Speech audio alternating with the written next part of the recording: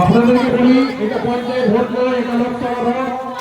এই ভোটে রাজ্য সরকার, রাজ্য পুলিশ থাকবে না, এটা কেন্দ্র সরকারের পুলিশ থাকবে, বিএসএফ, সিআরপিএফ থাকবে। তাই আমি আজকে যদি কোনো ভাইরাস হয়, যদি ভয় দেখানো হয়, তাহলে কিন্তু আমি ভোট ক্যান্সেল করে দেবো। ভোটটা আমি অ্যাপ্রুভ করবো না।